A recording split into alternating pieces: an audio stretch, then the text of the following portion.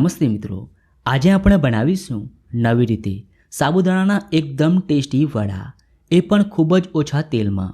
એકવાર આ વડાનો સ્વાદ ચાખ્યા બાદ બીજી વાર તમે આ જ રીતે વડા બનાવશો।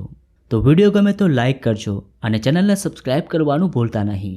તો ચાલો હવે બનાવીએ। એના માટે એક બાઉલમાં લઈએ 1 કપ સાબુદાણા। હવે આપણે સાબુદાણાને 2 થી 3 પાણીએ ધોઈ લઈએ। એકવાર તમે આ રીતે વડા બનાવજો, ઘરમાં બધાને ખૂબ જ ભાવશે।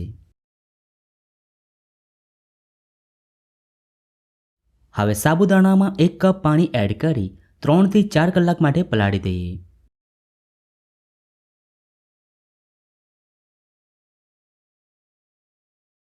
તો 4 કલાક જેવા થઈ ગયા છે અને તમે જોઈ શકો છો સાબુદાણા એકદમ સારી રીતે પલળી ગયા છે। જો તમે આ રીતે સાબુદાણાને પલાળશો તો વડા એકદમ ઓઇલ ફ્રી બનશે। હવે સાબુદાણાને આ રીતે એક બાઉલમાં કાઢી લઈએ।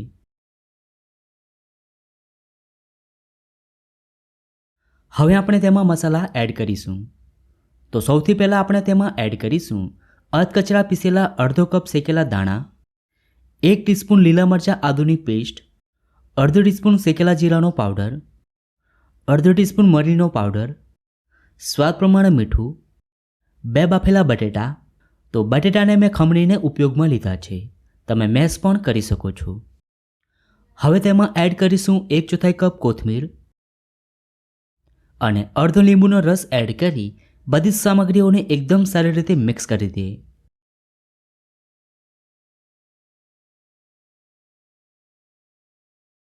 તો બધી જ વસ્તુઓ સારી રીતે મિક્સ થઈ ગઈ છે। હવે આપણે વડા બનાવીશું। તો પહેલા બંને હાથને તેલવાળા કરી લઈએ।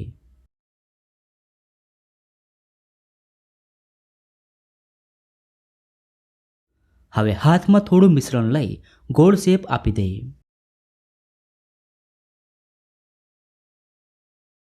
તો આ રીતે બધા શેપ તૈયાર કરી લેવાના। મેં અહીંયા મીડિયમ સાઇઝમાં વડા તૈયાર કર્યા છે, તમે નાના મોટા બનાવી શકો છો। હવે ગરમ તેલમાં આ રીતે એક એક વડા એડ કરતા જઈએ। જ્યારે તમે વડા એડ કરો ત્યારે તેલ એકદમ ગરમ હોવું જોઈએ અને વડા એડ કર્યા બાદ ગેસની ફ્લેમ મીડિયમ કરી દેવાની। હવે આપણે વડાને બંને સાઈડ ગોલ્ડન ક્રિસ્પી થાય ત્યાં સુધી થવા દઈએ।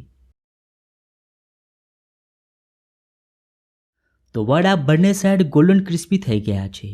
હવે તેને સર્વિંગ પ્લેટમાં કાઢી લઈએ। તો બહારથી ક્રિસ્પી અને અંદરથી સોફ્ટ સાબુદાણાના ટેસ્ટી વડા બનીને તૈયાર છે। તમે આ વડાને લીલી ચટણી સાથે સર્વ કરો, ખૂબ જ સ્વાદિષ્ટ લાગશે। તો તમને આ વડાની રેસીપી કેવી લાગી? જો રેસીપી ગમી હોય તો વિડીયોને લાઇક અને શેર કરજો।